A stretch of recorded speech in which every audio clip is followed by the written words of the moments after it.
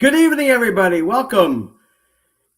You are listening to and or watching The Burn with Mitch on 12 Ounce Sports Network. I hope everybody is doing okay.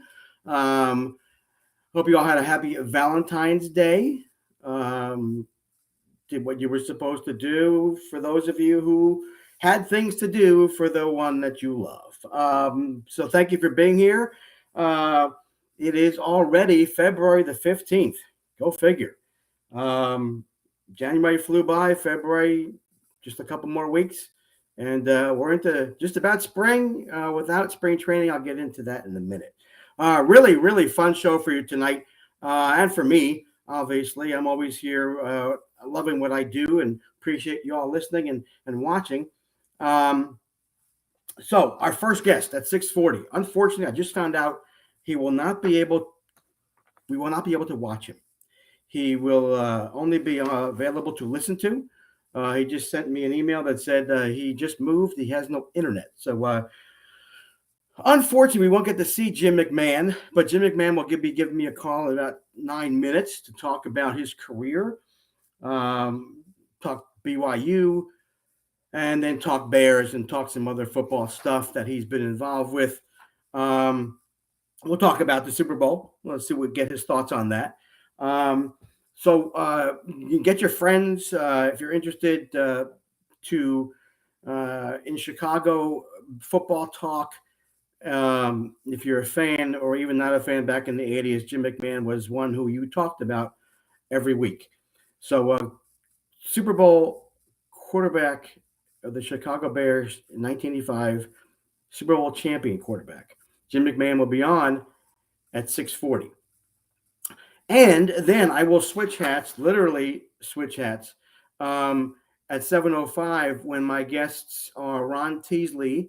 Ron is a former player in the Negro Leagues. This is February. This is Black History Month, and I always do an honoring of the Black Negro Leagues in February. It's a phenomenal history of the country, and always love talking to folks who are involved with it, either directly or indirectly. So Ron is coming on with his son, Ron Jr., and then Jim Burgess will be on also at that time. He is a gentleman who is the general manager. He puts himself as general manager of the website that is called Baseball in Color. And let me make sure I got that right. Baseball in Living Color. Jim has a site that is dedicated to Negro Leagues players, and he has a great story about a trip that he took several years ago to talk to as many living Negro Leagues players as possible. So he will be on in just a little bit after we have our talk with Jim McMahon. It's called Baseball Living Color, and its website is baseballinlivingcolor.com. So we're talking to Jim Burgess about his love and admiration for these players and the time that they played and what they went through in playing with the Negro Leagues. And we wrap up the show tonight with a very different kind of a guest. But we got the big guy. Not that none of the other guys that were going to come on weren't the big guy, but this is the big guy, the founder of a product that you should get if you're a baseball fan and need refreshments. This is my Phillies Dugout Mug. You've seen it before.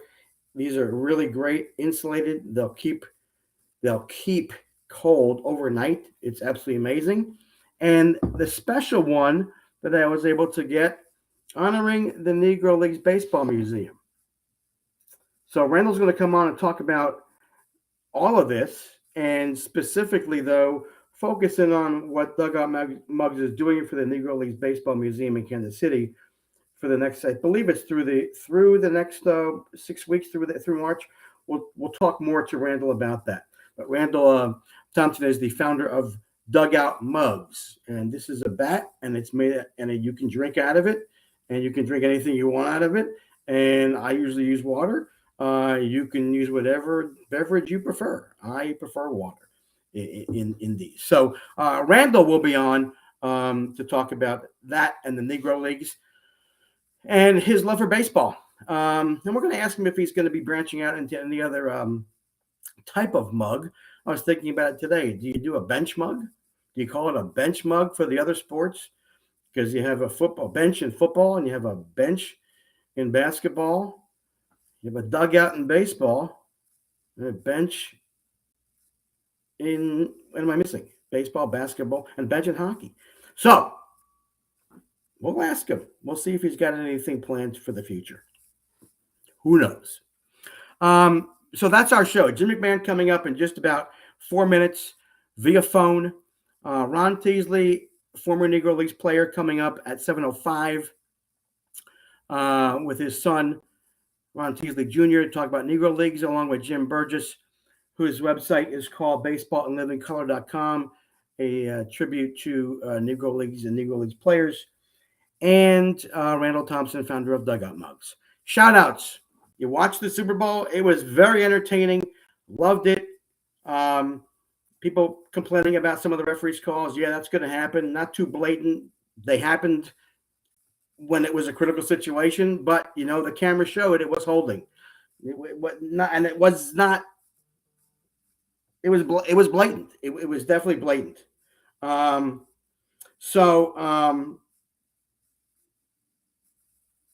can you say? They did what they had to do. They made the calls. I don't think it was a poorly ref game. And, back and forth, which is what you want in the Super Bowl. Entertaining. Cooper Kupp MVP. My prediction was Rams 24, Bengals 21, with Cooper Kupp as the MVP. I did pretty good. Don't ask me how. I just had a feeling. That's all. So that's a shout out to the LA Rams winning the Super Bowl. Bengals surprised a lot of people. They did a hell of a job towards the end. They got it together at the end of the season through the playoffs, and they could have won that game. It really could have gone either way. So we'll talk to Jim a little bit on the phone in just a little while. Shout down, not a shout out, but a shout down. Major League Baseball. I'm looking at the calendar. Pitchers and catchers, I believe, should have already reported. They're not going anywhere right now.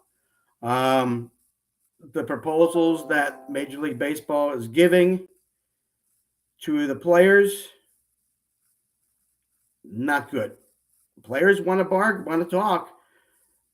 The owners are giving offers that are really, really subject to huge questions about what are they really doing? Why are they doing this? And not getting to the table and just negotiating. Like Jason Stark said a few weeks ago, just sit down and talk. Don't just say, here's what we got, and then the players say, here's what we want, and then go away. It's not happening right now, and a lot of fans are going to be mad, and they're going to not, a lot of people are saying they're going to cancel their MLB subscriptions. I don't know who that hurts. Does it hurt MLB? Probably a little bit, but making a statement, will that spur the owners on to making a decision, making better decisions to better negotiate with the players? I don't know. I would think not. I don't think they care. All right, folks. Jim McMahon is giving me a call. Hey, Mitch. Jim, how are you? Good. Good. Thanks for calling. I really appreciate it. No worries. How you feeling? I had ankle surgery 3 months ago and still can't walk. Ooh, you still can't walk, huh? I ended up having 3 surgeries because of infections. And Yeah, it wasn't good. No, not good. Are you in pain right now? No, right now I'm on the couch with my foot up. So and that's good. That's a good thing. Yeah. And we're gonna get into the other stuff I was reading about later in the conversation about the cannabis sports policy. So maybe we'll talk a little bit about that too. All right. All right. All right. So first question, I got to assume you watched the Super Bowl. I didn't see the whole game. I saw a little bit of it.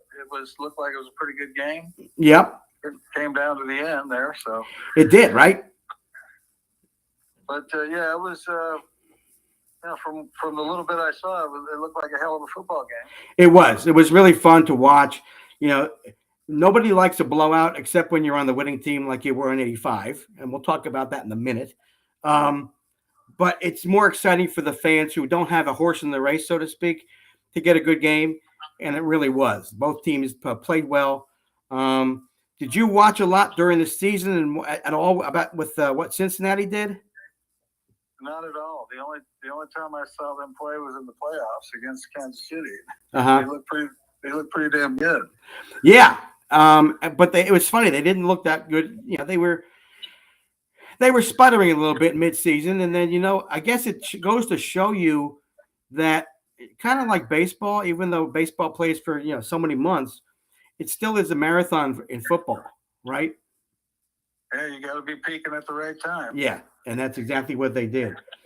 So, Jim, let's talk about people really want to know about you and the career with that year with the Bears. I was in Des Plaines at those years watching you guys, as was my entire family. They were from my in-law family from the Midwest, so it was all about the Bears back then. Unbelievable career at BYU. Got drafted in the first round, number 5 pick. What, Jim? And I'm going to go first to tell you this. As I look back at what you were, how you portrayed yourself in the public, you were, I think, before your time, because aside from doing things you shouldn't do, you were being yourself. Correct? Yeah, pretty much. I did stuff that amused me. And because I read the story about you got drafted, the first public function with the Bears, you had a beer in your hands, right? Yeah, I was just getting out of the limo after being drafted a few hours before. So, that was that quick, huh? Well, I just taken a 3-hour flight and another hour limo ride. I mean, there was beverages there. Why not have them? All right, that's good. What are they doing there if you're not going to drink them? So I had a few. You had a few, and then from what I read, Mr. Hallis and Coach Ditka were not very happy with that, were they? I don't know if they were happy or not. I just met Mike going in the front door, and he just said, "Oh, you're my first round pick." And I said, "I guess so." First meeting. Coach Ditka, was he? How tough was it? A tough relationship you had from the beginning, or did it sour towards the end mostly? I thought it was okay in the beginning. I know he wanted me to play, and I certainly wanted to play. And it wasn't like I was behind, a couple of Hall of Famers. I had Bob Avellini and Vince Evans with the two guys that have been in the league for a while. So, it was, pretty good, I thought, early on. But then, once we won in '85, it kind of went downhill from there. And why was that? I mean, here we're coming off a big year, right? Obviously, the best thing you could do in your career. Was he just being over? Let's see, was he overcompensating to make sure that you tried to do it again? Do you know, was it you? Did you do something that got him off the rails? What was that? That's surprising to me. I don't know. I think, he might have been upset that other guys were doing commercials because he did pretty much everything on the planet. And I really don't know. It was just 86. it wasn't like we went away in '86. We were 14-2 the Yeah. year after the Super Bowl. Uh-huh. And unfortunately, we had one game series in the playoffs, and we had a bad day at home. We had a bad day 3 years in a row at home. We lost 2 divisional games in the NFC Championship game in the next 3 years. So, we still had a damn good football team. We just didn't play well when we should have played well. Let's talk about the team. That starting with the Super Bowl team. I mean, I do remember watching, and I went through the roster the other day, and it's just a bunch of guys who. It wasn't just a one year wonders, right? These guys played really good. I'm talking about defense first and the offense. I mean, like you said, the following year, 14-2, consistent. How awesome was it to sit on the sidelines and watch those guys beat the other team down? I mean, just crazy, right? On defense. Well, yeah, we saw it every day in practice. We didn't have any buddy sessions during practice. Everything was live. Mike Dick and Buddy Ryan didn't get along, so that trickled down to the players, and so we're practicing 3.5 hours every day because every play there's a fight because nobody wanted to give anything up, and so we basically played 4 games a week. Wednesday, Thursday, Friday was basically games. Unbelievable. And Sunday, it was we couldn't wait to get to Sunday. It was a lot easier. It was. You weren't killing each other. You were trying to kill the other team. I guess that's listen, that doesn't happen today, right? They're so protected right now, which is a good thing. And we'll talk about the concussions and the protocols later. But protecting the quarterbacks.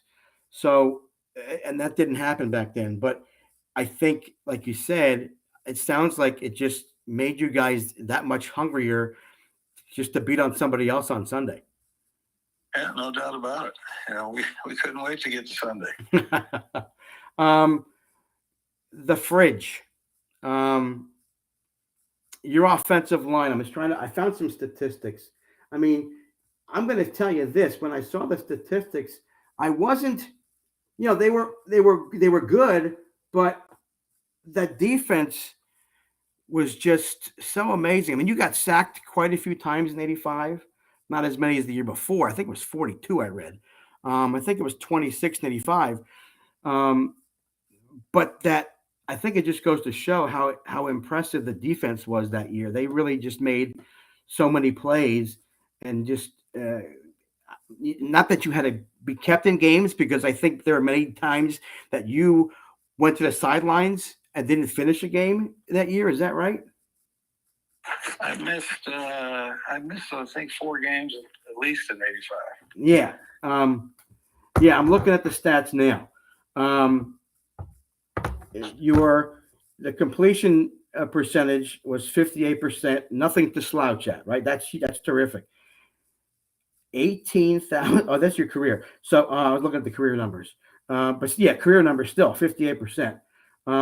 85, 56.9. So not overwhelmingly, wasn't 60 or 70, 2,392 yards, but that's because you had, Mr. Payton in the backfield, right? You didn't have to pass a lot. It wasn't the offense I played in college. No, it wasn't.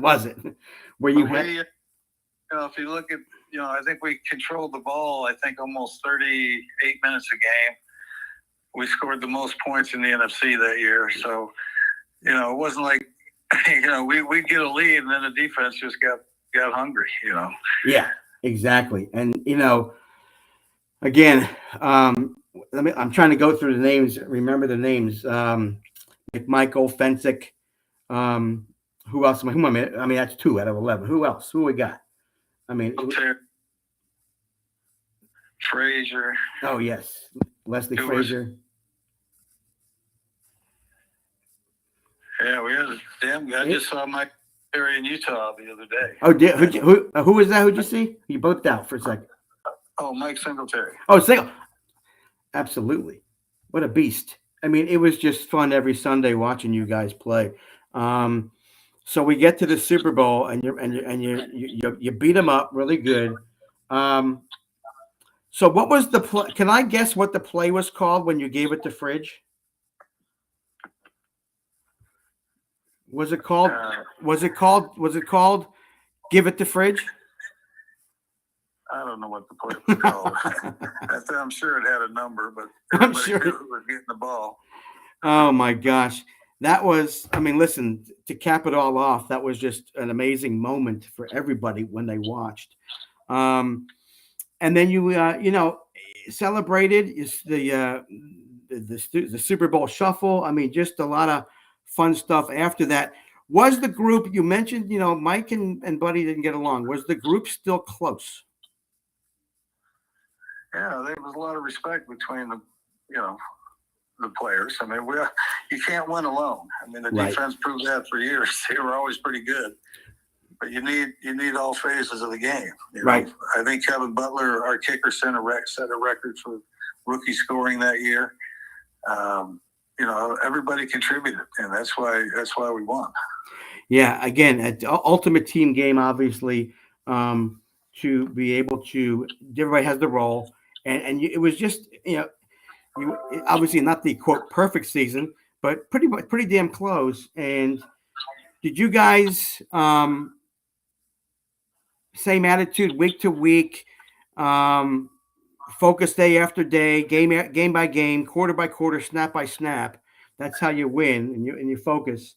What was Mike Ditka's? What was he like to be working with and working under as a player? What was he like during that season? It was just like he was from day one. His first meeting with everybody was, "Hey, we're going to go to the Super Bowl in the next 3 or 4 years," because that's the good news. The bad news is most of you guys won't even be here. And so, he got rid of a lot of guys that 6, 7, 8 year players that were just kind of hanging around collecting checks. And he got guys in there to work, and we worked. I mean, like I said, I don't think anybody worked any harder than we did. Right. Was Mr. Ditka a yeller and a screamer? Oh yeah, things didn't go right. You heard about it. Mm-hmm. And that was just normal then, right? It was normal. Oh yeah, that's just part of that was the old school. That's the old school teaching points. Right. And I don't think it goes on much anymore. Do you think? I mean, you see it on the sidelines once in a while. Coach gets really pissed off, and he'll but that's very rare. I mean, you would see Mike Ditka, throw stuff down, the clipboard down, pretty much every game if there's something didn't go, one play didn't go the right way. Yeah, that's no doubt. Right. So you were also famous, Jim, for wearing those headbands. And there's a great story I read that you wore one that you weren't supposed to wear, a company logo, right? And you knew it and you wore it anyway. I'm reading, and then you got a call from the commissioner. What did the commissioner say? Well, the reason I got fined the first time is that Adidas was not paying the league. I didn't know that, and I didn't really care at the time because I'd been wearing it for 2 years. Nobody said anything to me. Gotcha. But now we're in the playoffs, and it's supposedly a big deal that I'm giving them free advertising. And so I got a $5,000 fine that weekend, and I couldn't really afford that. I had one kid and one on the way, and the Bears weren't paying a hell of a lot, so I couldn't really afford that another $5,000. So the next week I wore the commissioner's name, and I didn't get a fine for some reason. He did. I got a call thanking me for the free advertising. Is that right? He said, I read that he actually laughed that you did that. I'm sure he did. He had a good. John Madden thought it was hilarious too. Who was that? John Madden. Oh, Madden. Yeah, God rest his soul, man. Oh my gosh. Yeah, that's a great listen, and that, watching that, as a fan, you're wondering, we don't know the ins and outs. I mean, you can read some stories and hear some stories, but you really don't know exactly what's happened. So it's great to have you on to hear some of these things that actually happen. Um, um, did you ever? So let me. So then I hear. I mean, people then mailed you tons of these headbands, right? Somebody asked me to ask you a question about, do you have any? And God forbid if you did, they probably you don't want to have them unless you washed them all.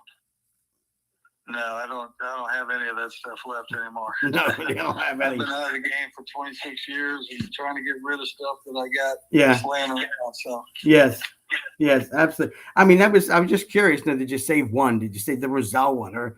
But you did that for a reason. So the following weeks, then you realized that, okay, if I can't do this, I'm going to do this. So you wore several, the supporting juvenile diabetes, and then a friend of yours, I believe, that had cancer. Is that right? Correct. Yeah. Yeah, I wore all charities during the Super Bowl. Right. Because I figured if they're going to find me for charities, they're going to look stupid. Yeah. So, yeah. You knew how to play, Jim. You knew how to play it. That's for damn sure. I didn't get fined, and I still had the Adidas headband on, only it was around my neck. See, you got away with it. You figured it out. That was great. You're not stupid. I gotta tell you. Playbook or the rule book. Yeah. And, I figured out they had no reason to find me the first time because it wasn't my fault. Is that right? Okay. Well, I said, all right, I'm just going to mess with them back. So I made them look good, and I got paid. So. And it was a conscious effort, which is interesting. There was a lot more rules the following year. Yeah, I'm sure. Well, there you go. But probably called the Jim McMahon headband rule, probably somewhere. Question somebody else wanted to know. So when Charles Martin threw you to the ground, right? Really exacerbated that rotator cuff. Did you ever get an apology from him? No, I never heard from him. Okay. Was that kind of the thing back in the day? That, screw you, I was playing the game and too bad? Or would it have been nice to have said, listen? The way it worked out was bullshit. I mean, it was, I thought I'd see it coming. Green Bay and Chicago had some pretty bad years there with Forrest Gregg and Ditka didn't like each other either. And so that all trickled down to the team. And there was a lot of cheap shots in those 7 years that I played against Green Bay. Yeah, there was another one to your buttocks. I think you had one there. Was that when you were down on the ground? I read that yesterday.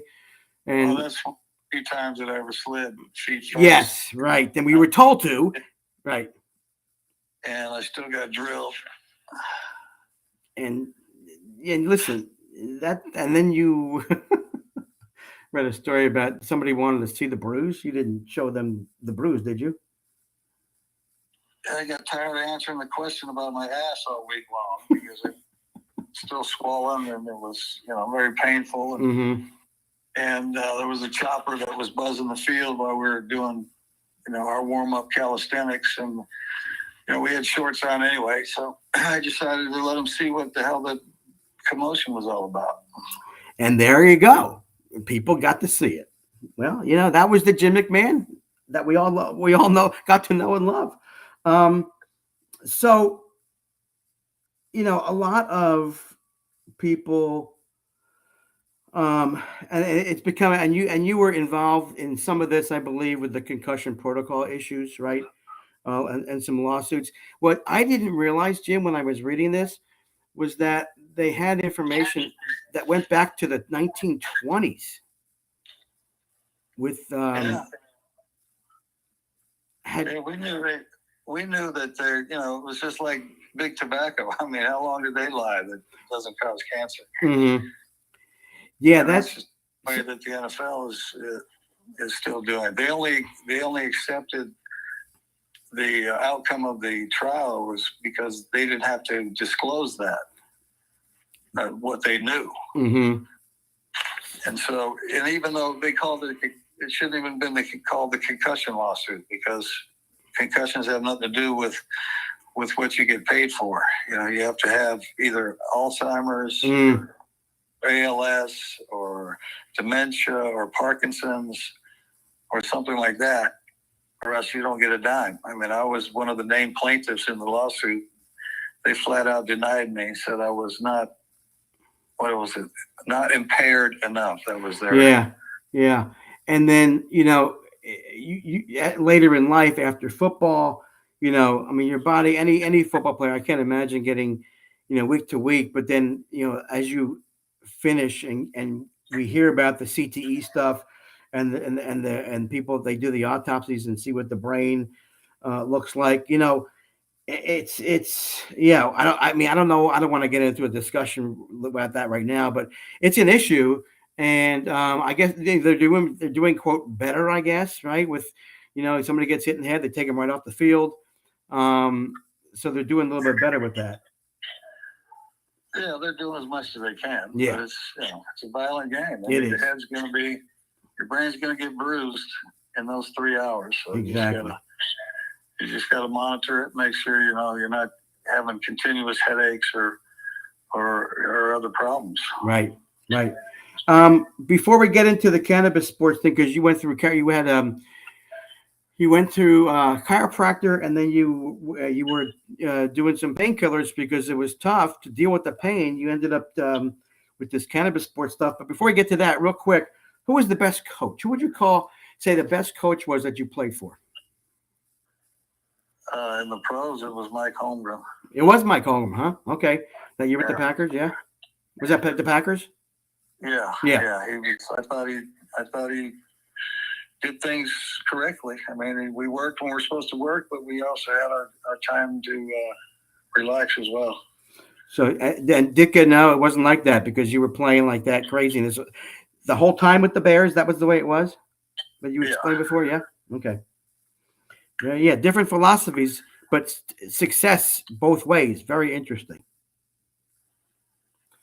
Yeah, we both won. So. Yeah, you did. All right, real quickly again on this. So explain to me real quickly what's going on with this cannabis sports policy project. I'm not familiar with. But you started that in terms of or helped with that in terms of pain, getting away from the painkillers and using cannabis to help with pain. Is that right? Yeah, that's what we've been trying to. That's been our message for a while now. I'm actually just partnered up with a couple ex-ball players, Kyle Turley and Evan Britton, both offensive linemen, and they, this plan has saved all of our lives. And we got off the damn opioids and all the other stuff that we were taking, and just going strictly with this plant. It's a medicinal herb. It's not a drug. Right. It's got so many, whatever affliction you have, some type of strain that can help. And it's not addictive. We have a system in our bodies. Every living thing has the same endocannabinoid system in your body. And so we're supposed to be using this plant. All right. And how much further? I mean, so what's the goal? I guess the question is, what is your goal with the project? Is to get more awareness, get more people understanding it? To get these guys off the opioids and having the league change their policy. They're happy to hand out all these free pills. Yeah. They're in pretty tight with big pharma. So, to try to get this, let these guys be able to at least use this to come down after all the pills you take. You can't sleep. You can't do, pretty much anything. So it takes a couple of days after a game to be able to get a good night's sleep. All right. Well, keep working on that. You're obviously doing good work with that kind of stuff. Listen, I really can't thank you enough for taking the time. I mean, obviously, I didn't know your ankle was badly hurt. Was it recurring stuff with that ankle, Jim? Is it something that just happened? Just curious. Yeah, I've been putting it off for years. Okay. It's got to the point where I couldn't walk anymore, so I had to get it fixed. But then, unfortunately, get infected, and then it's been a pain, literally. Well, listen. Continue to heal. All of us who are Jim McMahon fans and 1985 Bears fans really loved watching that team and those teams. Your career and your personality, just so much fun to watch. I was lucky enough to be in Chicago area, and it lived in Des Plaines in those days. So became a Bears fan there, and it was just, thank you for doing what you did. I mean, it wasn't easy. You had to sacrifice a lot, and you've gone through it, and your honesty is just terrific. I appreciate you being taking the time and to be candid, because it's fun as a fan to learn about some of this stuff. No problem. Jim, the best to you and your family. Heal well, and thank you so much. Take care now, okay? Okay, thank you. Thanks, Jim. Take care. All right, folks, that was Jim McMahon of the 1985 Super Bowl winning Chicago Bears. All right, so before we get my next guest on, I have to do literally, I told you I'd do two things. Literally, I have to change hats. So we take the Burn with Mitch shirt hat off, and I just remembered I forgot to ask Jim about what his burn was. So I got to get that hat on, repping the Negro Leagues, Philadelphia Stars, because now we're going to talk some Negro Leagues with some folks. Right, hat goes off. Got to get the shirt on. I'm being watched closely by my guests off stage. Why am I having a problem here? Here we go. All right, here we go. We're going to get that on. It's no longer the Burn. Well, it is, but now it's Negro Leagues time. I am honored to be able to bring on. See, there's the shirt, and there's the mug. We're going to talk with Randall Thompson about. We're going to bring on. This is also a pleasure for me and an honor. Amazing. A former Negro Leagues player and his son, Ron Teasley, and Ron Teasley Jr. Welcome to the program, gentlemen. Oh, can't hear you. Is your audio on, guys? There we go. I'm sorry. That's okay, Ron. How are you? I'm doing fine, thank you. You look good, Ron. You look terrific. Yeah, thank you.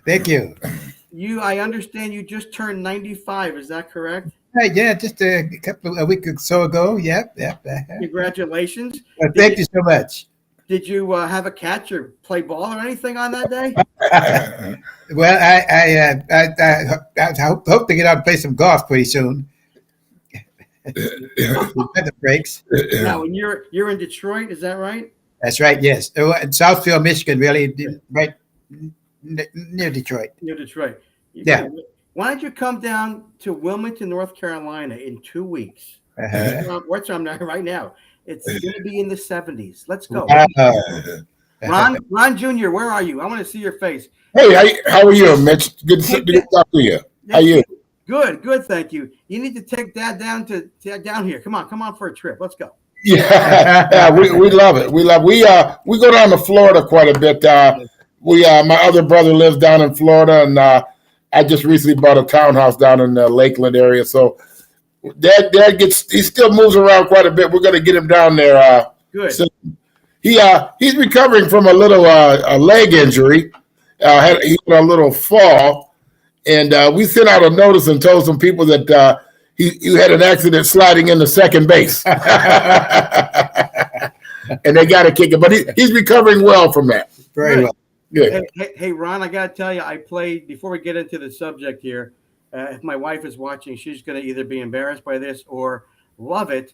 I played in the men's senior league for 10 years. Wow. And when I would leave the house, she'd say to me, "Don't get hurt, no sliding." Yeah.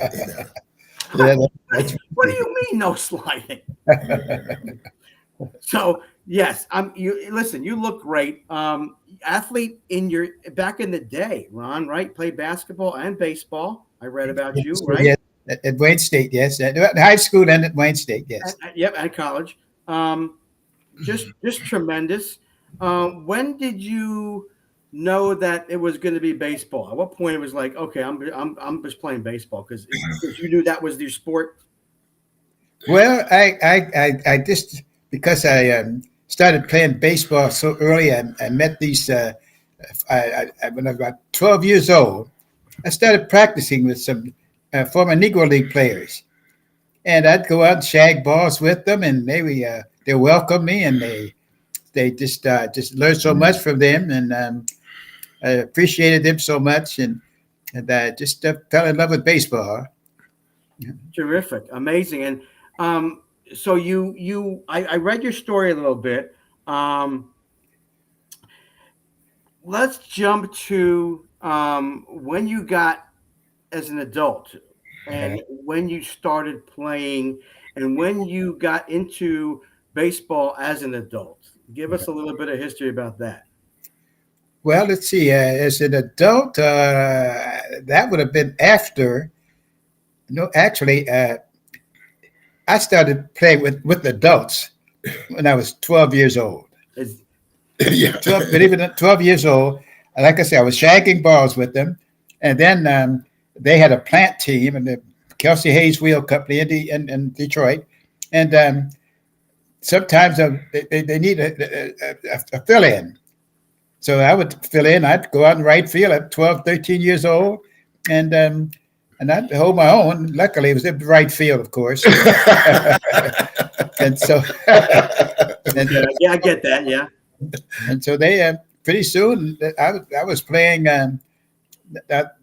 Actually, going up. Then I started playing in Toledo. Okay. And I was maybe 14 then, and then I started traveling on the road with them, playing against the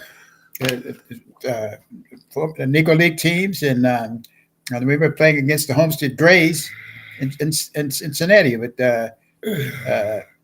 Buck Leonard and Josh Gibson. Wow. And it was very. And he was just a kid at that time. Just a kid. Yeah. So that is crazy. Yeah, that's crazy. Yeah.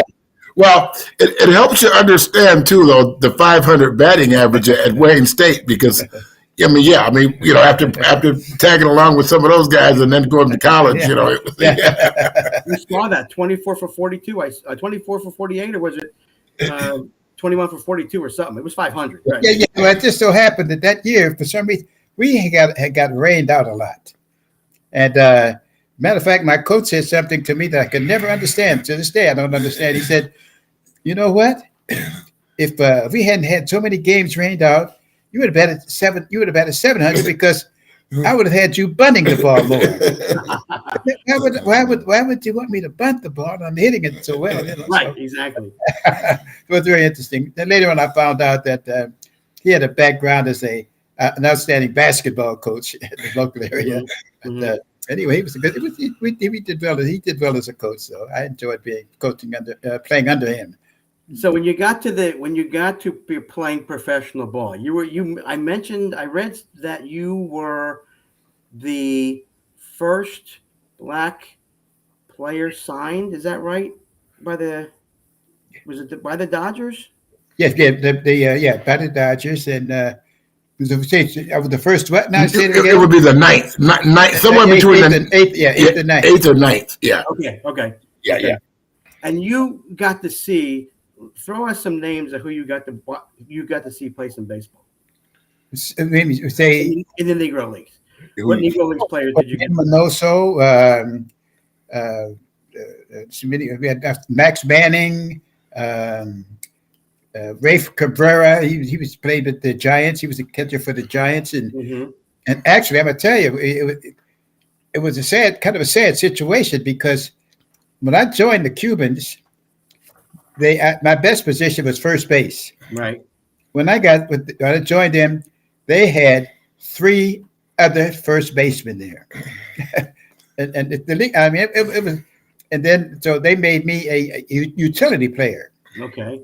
So I played second base one game. I played shortstop another game. One game I played center field in the Polo Grounds of all places. Is that right? I had never ever played center field before. And so sure enough, I got one of those line drives that start coming at you and start rising. I had to run back to the horseshoe back there and retrieve the ball. But that was quite an interesting situation, though. But it was sad, though, because the league was really crumbling. Uh-huh. The players were kind of, they more or less were. When you joined the team, well, they knew you were coming to take their place, and you went to welcome, So yes, and like I said, it was a sad situation, and the guys Then I played there that 1 year. Then I went up to Canada. I saw that you played in the. I never heard of this Mandak League. Manitoba Dakota League. Yes, Dakota, yeah. came from Minot, Dakota in that league. In that league, Mhm. and it was a good league, and they paid much more than we got much more money than we did than we played in the Negro League. And one of the star players on our team was Gentry Jessup. Okay. We had some other outstanding players, and that league where Willie Wells played in that league. Leon Day was in the league, and Mm-hmm.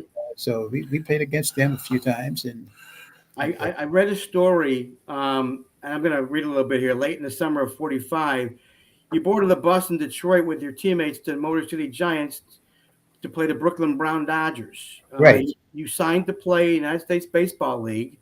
Right. It was a brainstormer, Branch Rickey, but it really wasn't a brainstorm, was it? No, not well. I'm not sure. I don't know what he had in mind really, but I do know that we were traveling. We were traveling on the bus, on our way to Brooklyn, Mm-hmm. and we made a stop in Warren, Ohio. Okay. And the manager made a call to Brooklyn, and came back to us to the bus and said, "Well, we're going back to Detroit because Branch Rickey signed Jackie Robinson to a contract with the Dodgers, and that was the end, just about the end of that league." I know. I'm going to bring on a gentleman. I don't know if you know Jim. Jim has a website called Baseball in Living Color, and I want you guys to say hello to Jim. Do you know Ron at all? No, I wish I did. How are you, sir? I was listening to you. It's so nice to hear your story. Yes. I wish I had met you years ago when I was putting this tribute together. Oh, I would yeah. have loved to have been able to include you in it. Well, nice to meet you as well. Thank you, sir. Jim has a website called baseballinlivingcolor.com. Oh, yes. And Jim, talk a little bit about that. Tell Ron what that's about. Well, Ron, the chance of meeting someone like you on the street would just be a 1 in a million, you know. But that's what happened with me. I didn't know much about the Negro Leagues, and what happened in 1998 was I was doing some printing, and a fella came and knocked on the door. His name was Pedro Sierra. He's a little bit younger than you are. Oh, yeah. I see him every. Yeah. You may know Pedro. We see him here at the Tiger reunion up in Detroit, Negro League weekend in Detroit. Yes, Yeah, well, Pedro knocked on the door, and he asked me if I could make some trading cards for him, and that's how the whole thing started. I see. Okay. We became friends, and after about a year, there was probably I guess around 7 or 8 players from the D.C. area. Mamie Johnson was one of them. You know Mamie Johnson, I'm sure. Yes. One of the 3 women that played in the Negro Leagues in the 50s with the Clowns. And so I was doing these cards for them, for when they would go to these card shows and also to promote themselves at their jobs. Pedro worked at a community center, and he shared his experience with the kids, trying to keep them out of trouble, get them on a path to doing something constructive. Absolutely. Put them into baseball. Right. Is some kind of some organized sports, and by sharing his story, he made an impact on a lot of kids. Right, well, absolutely. We were able to do that for him, and then I got a call from Birmingham, and I'm sure in the course of your days you probably played at Rickwood Field, did you not? Yeah, no, I never did. We never got down to Birmingham. However, we visited it. Yeah. My I were traveling a few years ago from a graduation in Mississippi, and we stopped in Birmingham and actually visited the field. I heard so much about it, though. Yeah, it's a cool place. I mean, I went down there for the Rickwood Classic in 1999. I was invited down there by a fellow by the name of Willie Lee and Jake Sanders, those 2 guys. And I met Donnie Harris when I got down there, and we watched this game. Charlie Pride sang the national anthem. Oh wow! Okay. Then they had the honored Negro Leaguers at the field were mostly Birmingham Black Baron alumni. Right. Yes. Right. And some of the guys that you would have played with would have been like Bill Greason. He's one of the Golden Fellows. William Powell, maybe Layman Ramsey. some of the older guys that were there. Willie Young was one of my favorites. I don't know if you knew Willie Young. He was born without a right hand, and he was a left-handed pitcher, and he got the call. Piper Davis called him up in 1945, and he pitched for the Barons in the 45 season. Okay. Only one season, because a lot of the players had been pulled out and gone to serve in World War II.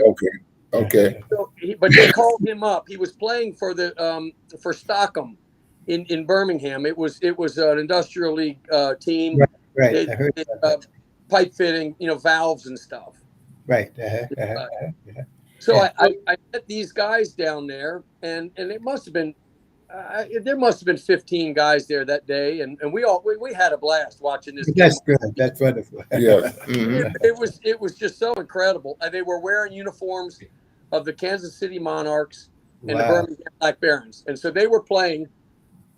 And you're probably like they are too. I mean, your passion for the game. If you watch a game now, you analyze everything that's going on. That's how they are. Oh, he should be doing this right now. He should be doing this. They're so instinctive in their baseball skills, and it's always going in their mind. They're always thinking baseball.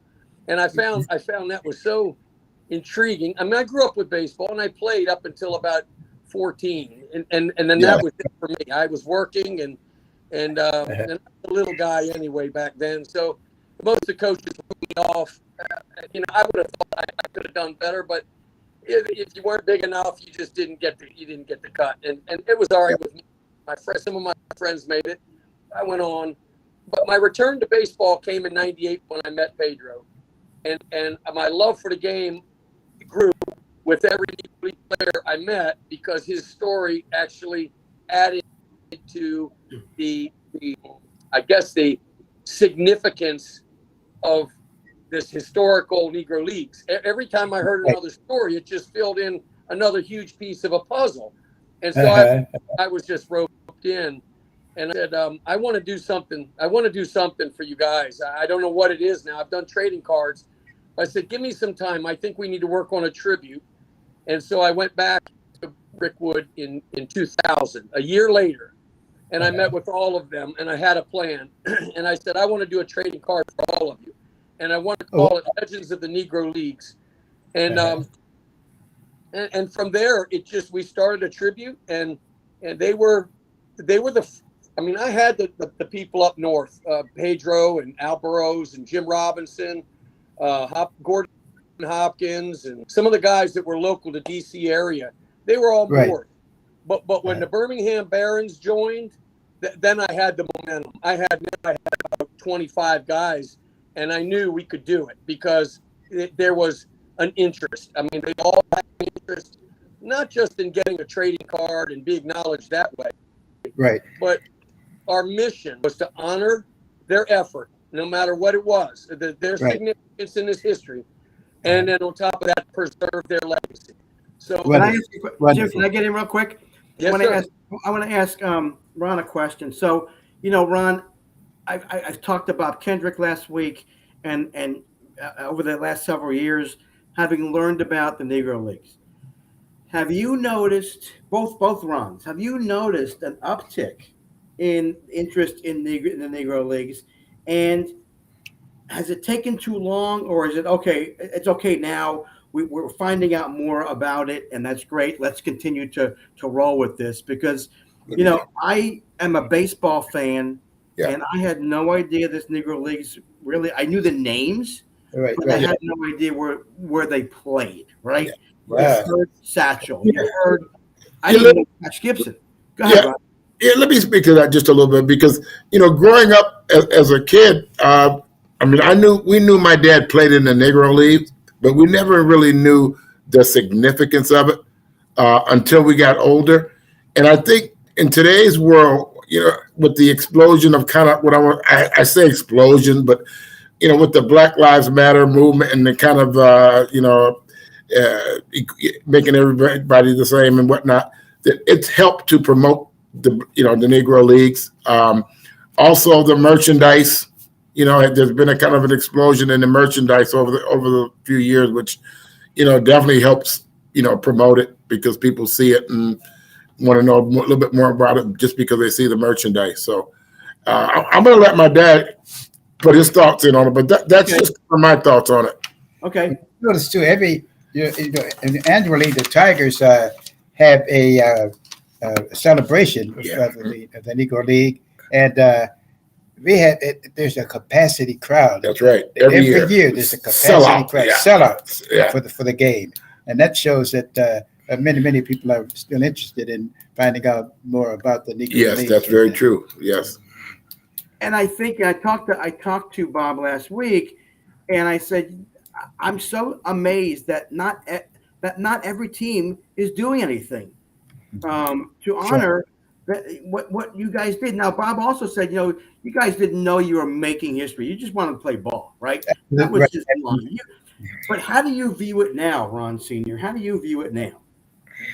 Well, I still view it as a great institution because, like I said, when I was a kid, I met these players, and the thing that struck me about them was their love for the game. These men worked in the factory, and after work, they would go home, do the chores at home, and come right back to the field and practice and talk about the game and talk about the old days, And I met so many wonderful. I met Turkey Stearns. He was one of my favorite players, and I had a chance to go on the road with him once and twice, and actually room with him and talk to him. I met other Negro League players that just inspired me, and many said to be sure and get your education. And sure enough, I did that. So when things didn't work out, I was able to fall back on that. Somebody you might know, a woman by the name of Lydia Teasley, made a comment. Oh, yeah. Yes. She said, and a very good point. With MLB also recognizing the Negro Leagues as the major leagues. Yes. Right. Thank you, Lydia, for that. We appreciate it. No doubt about it. Nepotism is accepted here. We're always looking out for each other. Yeah, you got it. That's exactly right. Family is family, my friend. Yeah. You know that. So, Ron, what are you doing now? I mean, you're 95, right? Right. Aside from your little issue, are you able to go out in the public? Have you talked to people? Do people know who you are? Is it exciting? I mean, to me, I met Sam Allen a couple times, and it's just a thrill for me. And, you just wish, there's a point at which some of us wish we could, and they had more film or pictures to watch you guys play. Because from what we hear, uber talent. I mean, just so much talent that we never got to see. You can't go back, obviously, but it's that type of thing that really spurs me on to want to talk to you and to get Jim on here, because there's so much knowledge now coming out, which is awesome. And there are so many stories about people that you have never heard of. Even now I'm learning about these guys, and so many authors are promoting or getting information and researching to get it on paper. So keeping the legacy alive, and that's what Jim is doing also, And I just think, though, that there's still so many players that they talk about the Hall of Fame. There's still so many players that are really eligible for that. The guys who really, I've got a book here called it's like an encyclopedia of the game, and I'm looking through the stats, and I see guys like it's a guy named Riggins. I mean, this guy played with 5 or 6 different teams, and he managed teams. And Quincy Troop is another player that I just went, why isn't he in the because he played many years and Eventually, he played MLB, didn't he? He played Major League Baseball. Yeah. Yes, he made. Yeah. One year he invited. They came to.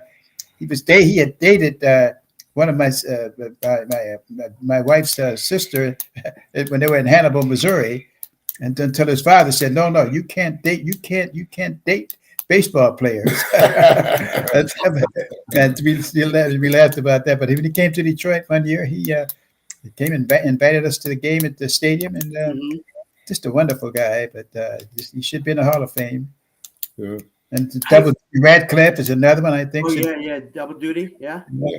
Not only a player, he's also a great ambassador for the team. Just like Buck O'Neill was. He was a great ambassador for the game. So absolutely. So let me ask you a question, and Jim, this is for you too. You know, and it's funny. I found an omission. I forget where I found it. I looked it up yesterday, and Ron, when I saw that you played for Mandak, it's like, what the heck is Mandak, right? I went on I think it was on the Mandak site. I Googled Mandak, and it listed players on each team that played in the Negro Leagues for the Carmen Cardinals. Right. Your name wasn't on there. Really? I played 49 and 50. You played. Whoever made this up, Mandak, they need to get you on this list. Ron Jr., let's get on this. Jim, let's get on this. This is not right. Because we've got all kind of pictures and the whole deal. We got everything. I actually got mad. I said, wait a minute. Well, this is not right. If I could, I'm gonna promote a book here. This is by Larry Lester. Okay. It's a beautiful book. And the thing is that so much of the history was not recorded in the moment. So you may not find it. It wasn't in black and white. It wasn't put it wasn't covered. So a lot of the people that had it just the same with Larry and Phil Dixon and some of the guys that are working really hard, John Hallway, to write books.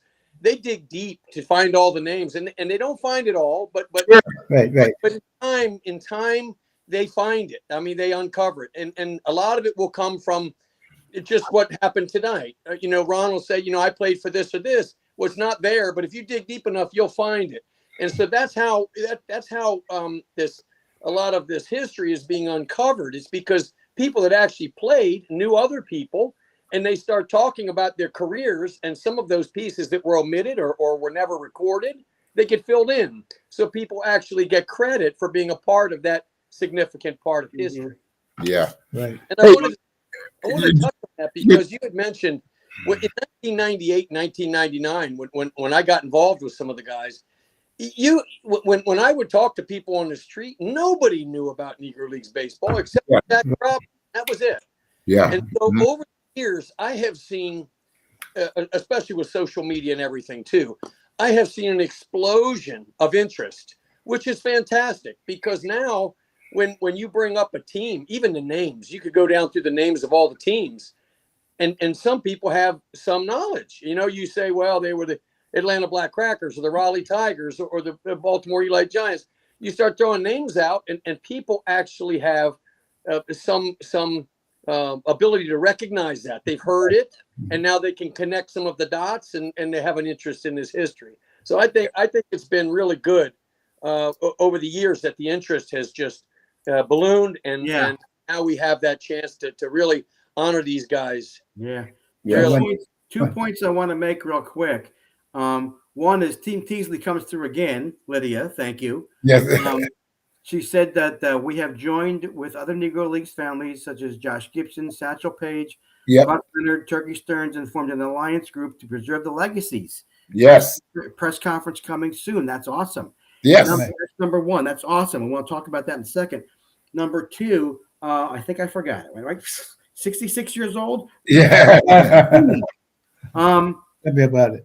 Let me see. So you guys are here in the Negro Leagues. I want to bring on somebody who's got a product that I was lucky to get. Dugout mugs. Have you seen these? Okay. Yeah. Okay. So I want to bring on Randall. Okay. See, this is my metal one with my Phillies logo. I love this thing. This is awesome. And really not price. A very, very good price. Let's put it that way. I mean, it's not expensive. It's just really because you use it every freaking day. It's awesome. Yes. Yes. Let me bring on Randall Thompson, who is the founder of Dugout Mugs, to talk a little bit about what Dugout Mugs is doing with the Negro Leagues Museum. Randall, welcome to the program. What's up, guys? Hey, happy to be here. Yes, I get it. Randall, thanks for coming on. I know you came on just a few seconds ago, but it's awesome that you guys have come up with this, and we're going to talk about this in a minute. But Ron Senior, what are some real good? Give me a memory of what that sticks out for you, of either a player or somebody that you really remember and cherish in the Negro Leagues. Well, I would think that one of the players I cherish a lot is a player who played with the Philadelphia Stars, I believe, and he worked in the factory, and he would ask. He was a pitcher, and he would ask me to warm him up at on days when they weren't practicing, and so I would go over to his home and practice with him. That was one of the things. Then some of the other things I remember as well is I ran against Jesse Owens a couple of times in exhibitions, and playing in the polo grounds was very interesting. And really, they did a lot of exhibitions before the games. He's actually got some articles that talked about these exhibitions that took place before the games. Yeah. That's amazing. That's just awesome. Yeah, wow. yeah. All right, hey Randall. Hey. Thank you for being here. I really appreciate it. So I love the product. The mugs are great. I actually bought a shot glass for my daughter. It has Phillies on it. So I love the product. I mean, it's just phenomenal, both the metal and the wood. Thank you. But let everybody know what we're doing, what you're doing with this. What is this happening? How is this happening? What's going on with that? Yeah, we have an initiative at Dugout Mugs called the Cheers to Charity initiative. It started out where we were helping out youth baseball, just anybody in the youth baseball space that needed help. We were finding different ways to help them out and make donations of whether it's gloves or balls or bats or even money. And then we kind of expanded the Cheers to Charity initiative to other charities that we wanted to team up with and bring cool collaborative mugs like that one there where we're working with the museum. And they're using their platform. We're using our platform. We're coming together. We did this last year. We had a lot of success with it. This year, we're doing it for 3 months rather than 1 month, to where we released 3 Negro League Baseball Museum mugs, pushing it out to our audience. They're also helping push it out to their audience. For every mug that we sell, we're donating $15 per mug. And then also we're just doing a straight up $3,000 donation to the museum. So yeah, that's the top 30,000 foot view of what's going on with us and the Negro League's Baseball Museum. Wonderful. So, yes. So I know that I have been to the museum once. Actually, I was lucky enough that Bob let me do my show from there 2 summers ago. It was awesome. I'm assuming you guys have all been there. I have, yes. Oh, yes. Mm-hmm. Not yet, Randall? No, I've not been there. No. Okay. It's for me, and I tell people, I'm a visual guy, and I need to see things to make it real for me from history. Right. So when I saw Ron the actual articles of incorporation signed by Rube Foster and the owners that were there, it blew me away. Right. All of the the uniforms and all the equipment that's there, the stories that are told on the walls about where it was played, just again, it just adds to the aura, it adds to the history, it adds to the love of the game. That again, I say unfortunately, but at least they're here. We have this information, right? And now it's a matter of saying we got to continue to get it out there, right? Right. Absolutely. Yeah, absolutely. definitely. No doubt about it. You can just imagine when I was a kid, when I first started playing with the Negro League teams at 13, 14 years old, you can imagine some of the stories I heard on road trips. We traveled by car. And so I heard all kinds of stories about these different Bullet Rogan, Joe Jacksons, and just so many outstanding players. And these guys just worship these guys. And they love the game. That really impressed me. They love the game. that's the common thread. You all love the game, like we all love the game of baseball. It's amazing. Do you have a clean story to tell? The family show. Yeah, all my stories are clean. But one of the, like you asked me about what was I doing now after baseball, I went back to school. I went back to Wayne State University, got my degree, and I coached high school baseball for 20 years, and basketball for basketball I coached for 4 years, and I coached some golf. But the baseball, I just loved it. Matter of fact, I quit.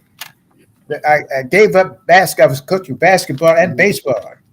I gave up basketball so I could devote more of my time to the baseball. And basketball was pretty glamorous at that time. Yeah, I mean, it really was. Say, are you crazy? You're going to give up basketball for baseball? Because I was coaching at a school that had a great reputation, a great history. Mm-hmm. Willie Horton played there, Alex Johnson, John Mayberry. Wow. Some of the guys that played there, and Hobie Landreth, who goes way back. But we had a very successful program, and many of my kids went to college, and about 15 signed contracts. Unfortunately, none of them made it to the majors, but a couple went to AAA, and those that didn't, they went to college, and so it was interesting. I think one of my kids was a Big Ten batting champion at Michigan State. Another one of my kids went to Michigan and played. Right, we had his nickname was Mr. Clutch. He came through in the clutch. And then many of my kids went to HBU schools, historic colleges, that was a great fun. I was able to pass on the information that I got about baseball and about life as well.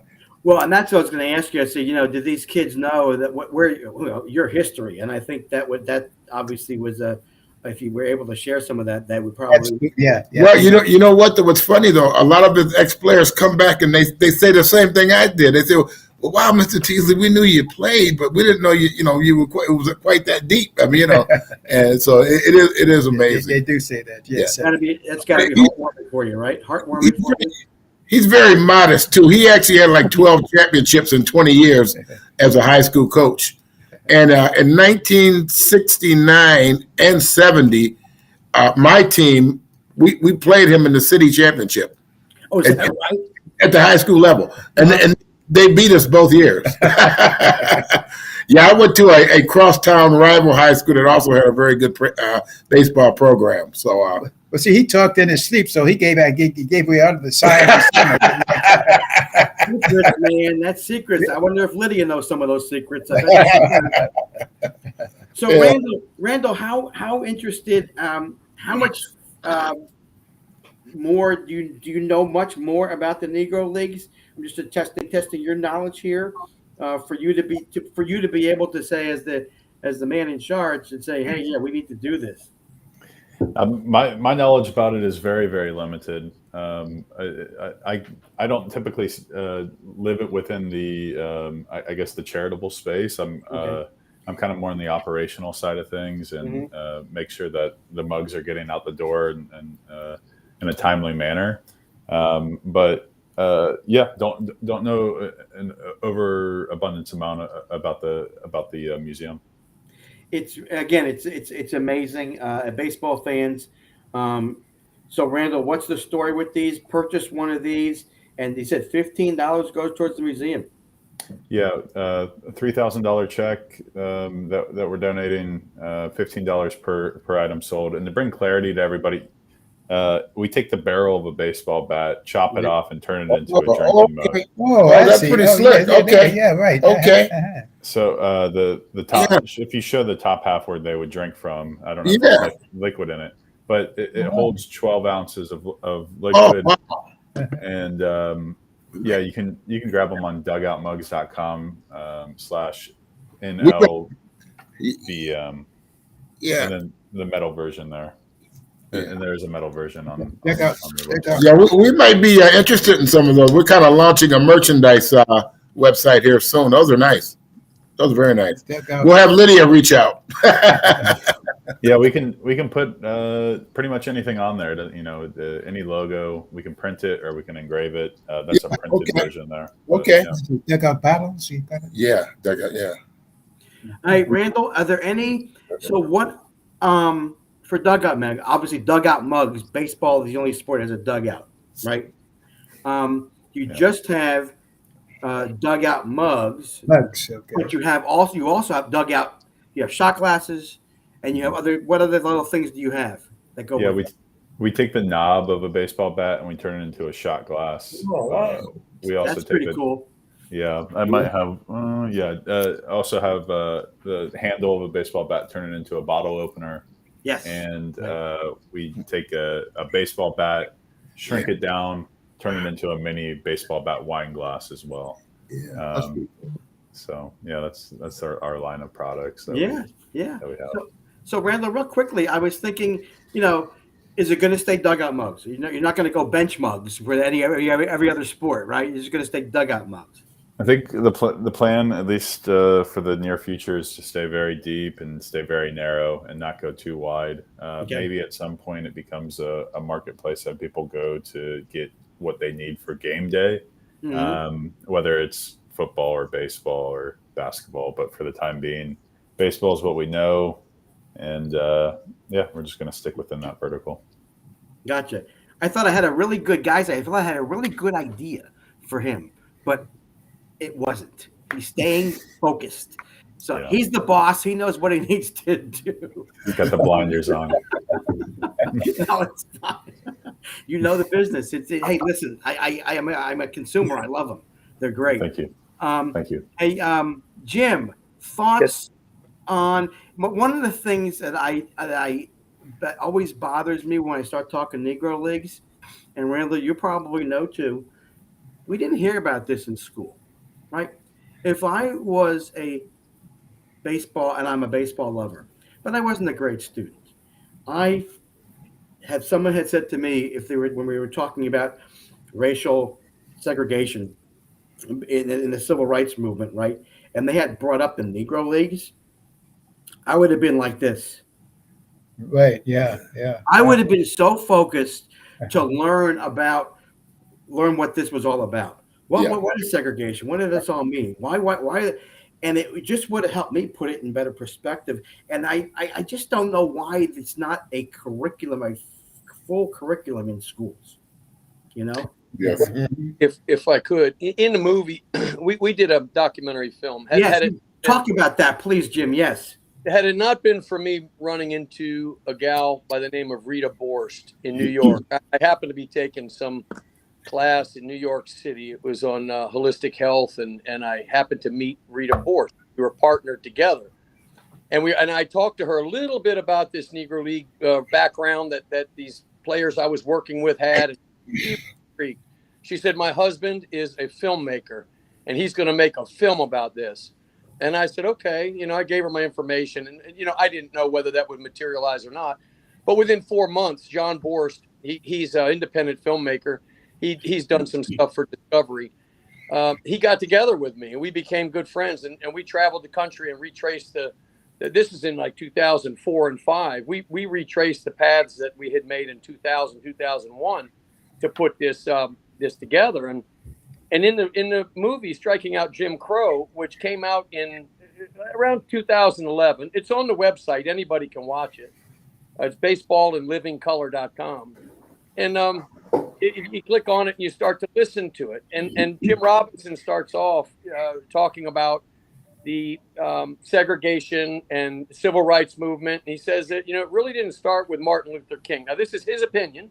He says it didn't start with Martin Luther King. He says it really started with Jackie Robinson.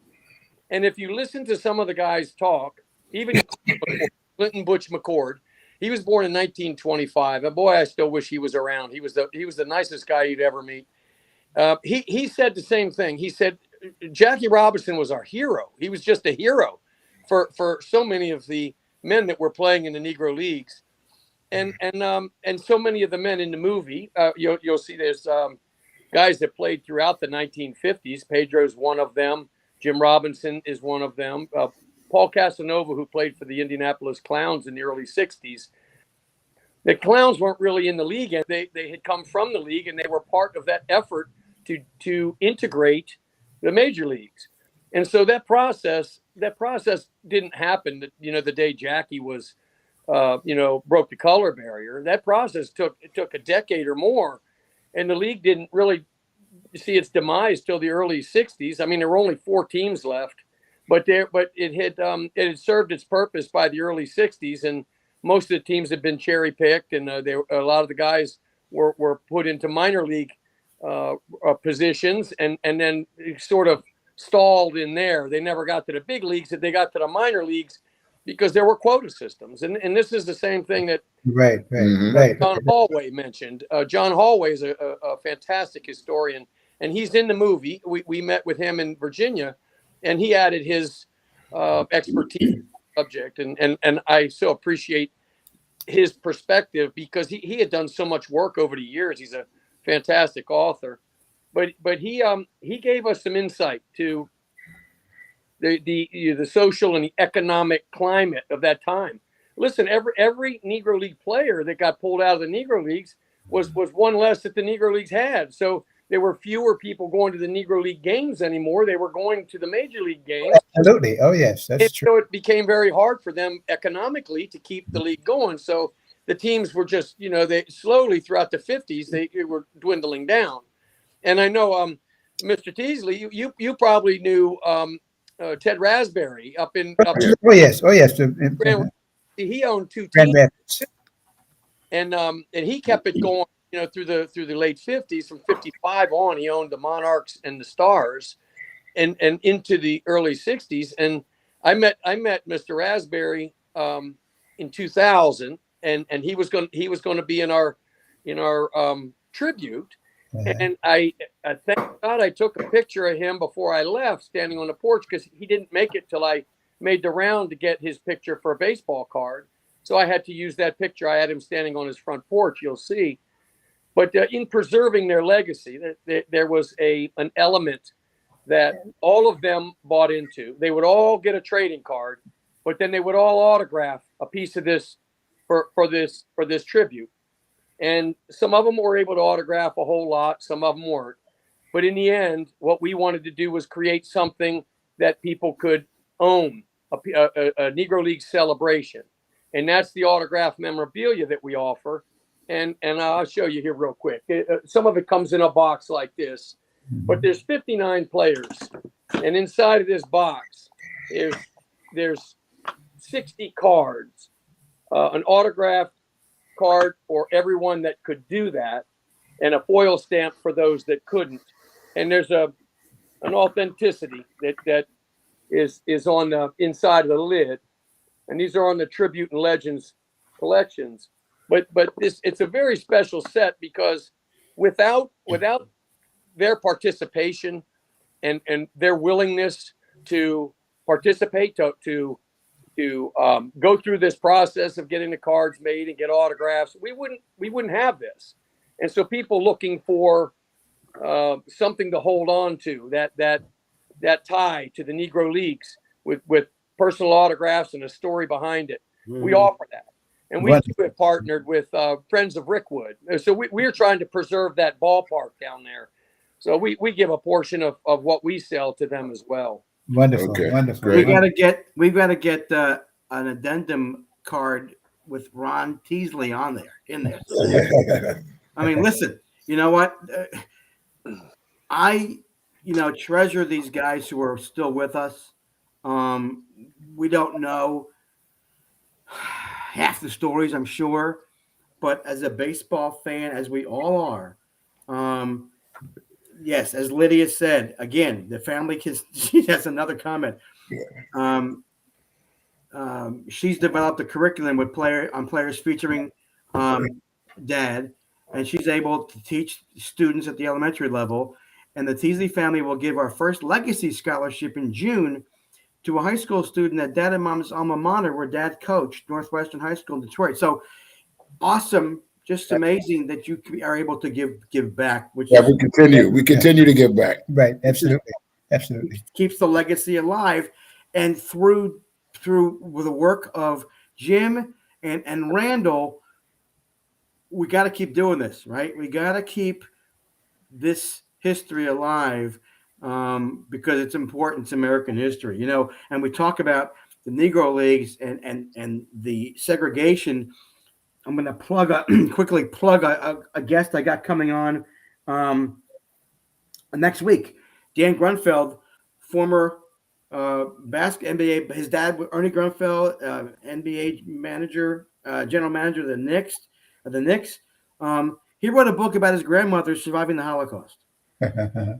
These books, these stories have continue to be told, so that people can say, "Wow, this is history." And to be able to have folks like you guys on, I'm honored beyond belief to be able to say I've talked to you with all of the information that you have and experience that you guys have. So, you know, thank you all, Ron and Ron. Yeah, And thank you. and thank you so much for honoring the league. You're in Detroit, Ron. Do me a favor, bring him down to Wilmington at some point. Oh, yeah, yeah. I would love to meet you both. Yeah. I mean, we and listen, Jim, if you can get together with these guys and get a card of him, let's get some cards of him signed, right, please. Yeah, get us a tea time in Wilmington. We'll be down there. Okay, I'll do that. It's getting to be 70 next week, boys. I gotta get I haven't played in like 10 years. Oh yeah, okay. I gotta hit the par 3 course first. Randall, you play golf? Not very well, but I drink plenty of beer. That's okay. Hello. Maybe we have a Dugout Mugs open honoring the Negro Leagues in Wilmington, North Carolina at some point. We'll see why not. There you go. You guys heard it here. It's on tape. It's being recorded. You got it. Guys, listen, Ron and Ron, thank you so much. I really appreciate it. Thank you. Thank you so much for having us. Really appreciate it. Thank Pleasure, you, guys. Great to meet you guys. Stay healthy. It's a pleasure. Be healthy and heal well. All right, Mitch. Take care. Thank you. Take care. Ron, Jim, thank you. Appreciate your work. Yes, sir. And Randall, thank you for coming on. Absolutely terrific. And Lydia, one more thing Lydia says, you got to hire this person. Absolutely keep history and excellence for generations to come on and off the field. Well said, Lydia. Absolutely terrific. Guys, thank you so much. Stay healthy, okay? Thank you. Bye-bye. Great stuff. Yo, take care, guys. God bless. Bye-bye. Yeah, well, that was just terrific. Thank you to Jim McMahon for coming on. Thank you for the history of and that talking about that Super Bowl in 1985 and your career. Mike Ditka, all those stories. Thank you to Jim and Ron for coming on. Just amazing stuff. You got to check out Jim's website and look at that movie, baseballandlivingcolor.com. Go there. I watched most of the movie last night before I had to go to sleep. I was too tired. But it's awesome. It's so well done. It's professionally done. Jim did a great job with that. So congrats, Jim, on that. And then obviously Ron for coming on. Just phenomenal history of the Negro Leagues. Following me in about 2 minutes on 12 Ounce Sports Network, Zingo TV channel 761, my friend and host of the Captain Lou Extravaganza, Captain Lou is coming on. His guests are, oh my gosh, where did it go? Oh, here I did it again. Are you kidding? Oh, here we go. Talking ACHA hockey, NBA, NCAA basketball. 8:10, Tyler Cataline with CMU Hockey. He's the head coach of the Division III CMU hockey team. 8:30, Bob Brinkworth, ACHA men's Division II head coach, FGCU ice hockey. At 9 o'clock, Steve Finnemore talking basketball, and he's also going to be talking some Super Bowl and the lockout. Next week on The Burn with Mitch on 12 Ounce Sports, my guests are as follows. Dan Grunfeld talking about his book, By the Grace of the Game, Basketball, Grandmother Surviving the Holocaust, intertwines those two. Sean Gibson from the Josh Gibson Foundation talking Negro Leagues, and Lauren Meyer, the other Boys of Summer movie. She'll be on with us to talk about the Negro Leagues also. Thank you all for tuning in. I really appreciate it. Tune in next week for some more great conversation about these topics. Have a great week. Be safe. Take care, everybody. Bye-bye.